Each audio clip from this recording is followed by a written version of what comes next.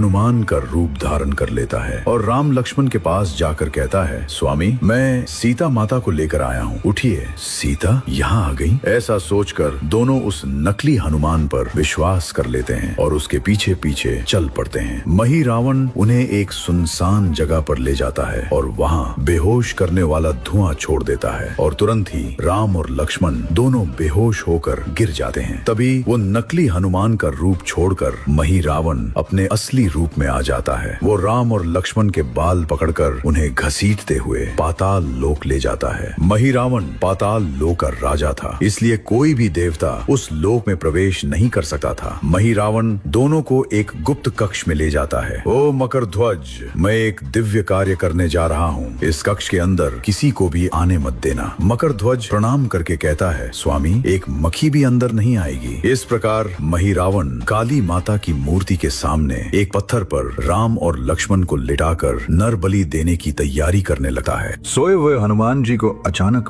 भूख लगती है और वो नींद से उठ जाते हैं। वो इधर उधर खाने की तलाश करने लगते हैं। तभी अचानक उन्हें राम और लक्ष्मण कहीं दिखाई नहीं देते। अपनी दिव्य शक्ति से वो पूरी घटना जान लेते हैं और एक ही पल में उनका क्रोध भड़क उठता है। जहाँ से मही रावण पाताल लोक गया था, वहाँ एक छोटा सा छेद दिखाई देता है। हनुमान जी तुरंत एक चींटी जितने छोटे हो जाते हैं और उस छेद में कूदकर पाताल लोक की ओर निकल पड़ते हैं। कुछ समय बाद वो पाताल लोक पहुंच जाते हैं। उनके सामने एक विशाल भवन दिखाई देता है। उस भवन के चारों ओर एक शक्तिशाली सुरक्षा कवच होता है। यहीं मेरे राम लक्ष्मण होंगे, ऐसा सोचकर वो आगे बढ़ते हैं। तभी अचानक तेज गति से मकरध्वज आकर हनुमान जी के सीने पर प्रहार करता है। उस जोरदार वार से हनुमान जी दूर जाकर गिर जाते हैं। हनुमान जी खून उगलते हुए जोर जोर से सांस लेते हुए उठते हैं और सामने देखते हैं तो मकरध्वज उनके सामने खड़ा होता है। उसका शरीर बूढ़े की त्वचा जैसा दिखाई देता है और उसका पूरा रूप हनुमान जी जैसा वानर स्वरूप होता है। मकरध्वज क्रोध में कहता है, ओ वानर, तुम अंदर नहीं जा सकते, अभी यहीं से वापस लौट जाओ, वरना तुम्हारी मृत्यु मेरे हाथों निश्चित है। हनुमान जी मुस्कुराते हुए कहते हैं, हे बालक, तुम्हें देखकर मुझे तुमसे युद्ध करने का मन नहीं करता। तुम्हारा राजा मही रावण मेरे राम लक्ष्मण को छल से पकड़कर उनकी बलि देने वाला है। मैं उन्हें बचाने के लिए यहाँ आया हूँ, कृपया मेरे रास्ते में मत आओ। लेकिन मकरध्वज उनकी बात नहीं मानता। अगर अंदर जाना है तो पहले मुझे पार करके दिखाओ। इतना कहकर वो अपनी गदा उठाकर हनुमान जी पर हमला करता है। हनुमान जी भी अपनी गदा उठाकर मकरध्वज के वार को रोक लेते हैं। हनुमान जी क्रोध में कहते हैं, तो फिर आज तुम्हें मरना ही होगा, और दोनों गदा लेकर भयंकर युद्ध करने लगते हैं। दोनों अपनी पूरी शक्ति लगाकर भीषण युद्ध करते हैं। दोनों को चोटें लगती हैं और उनके शरीर से रक्त बहने लगता है, लेकिन दोनों बिना रुके घंटों तक एक दूसरे से लड़ते रहते हैं। लड़ते लड़ते मकरध्वज सोचता है, मेरे एक वार से ही लोग मर जाते हैं, लेकिन ये कौन है, इतनी मार खाने के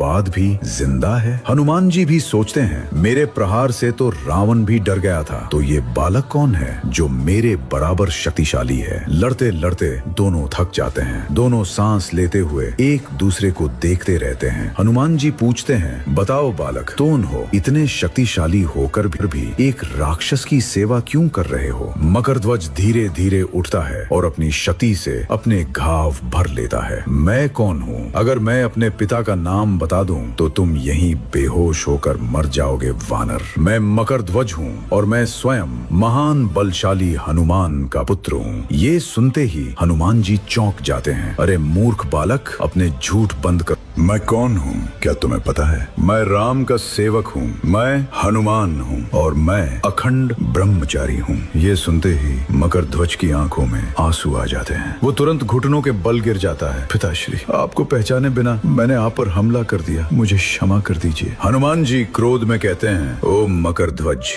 बस करो ये झूठा नाटक। तुम क्यों झूठ बोल रहे हो कि तुम मेरे पुत्र हो? मैंने केवल सुअर चला से सूर्य देव की अनुमति से विवाह किया था, वो भी सिर्फ शिक्षा प्राप्त करने के लिए। मैंने किसी भी स्त्री के साथ कभी कोई संबंध नहीं बनाया, तो फिर तुम मेरे पुत्र कैसे हो सकते हो? क्या ये भी उस माही रावण की कोई माया है? ऐसा कहते हुए हनुमान जी क्रोध से कांपने लगते हैं। मकर ध्वज रोते हुए कहता है, अगर मैं आपका पुत्र नहीं हूँ तो मेरे पास आपकी जैसी क्षति कैसे है पिताश्री? आपसे युद्ध करके कोई जीवित रह सकता है क्या? मैं आपका ही पुत्र हूँ, मैं आपके ही अंश से जन्मा हूँ, कृपया पूरी बात सुनिए। मकर नाम की एक गंधर्व कन्या थी, उसे बहुत अधिक घमंड था। वो आने जाने वाले ऋषियों पर छोटी छोटी मछलियां फेंक कर उनका मजाक उड़ाती थी। एक दिन भृगु महर्षि वहां आए और उसने उनके ऊपर भी मछलियां फेंक दी। पहले से ही भृगु महर्षि को बहुत क्रोध था। उन्होंने क्रोध में आकर कहा, तू अभी इसी क्षण मकर बनकर पृथ्वी पर जन्म लेगी। वो जोर जोर से रोते हुए उनसे क्षमा मांगने लगी। तब भृगु महर्षि ने कहा, जब तू शिव पुत्र को एक पुत्र देगी तभी तुझे इस श्राप से मुक्ति मिलेगी। इतना कहकर वो वहां से चले जाते हैं। मकर ध्वज आगे कहता है, वो गंधर्व कन्या मकर बनकर लंका के पास समुद्र में रहने लगी। कुछ समय पहले आपने पूरी लंका जला दी थी। उस समय आपके शरीर में बहुत गर्मी हो गई थी। अपनी पूंछ की आग को शांत करने के लिए आप समुद्र में गए। तभी आपके शरीर से पसीने की एक बूंद गिरकर समुद्र में चली गई। आप स्वयं शिव के अंश हैं, इसलिए वो बूंद पानी में घुली नहीं,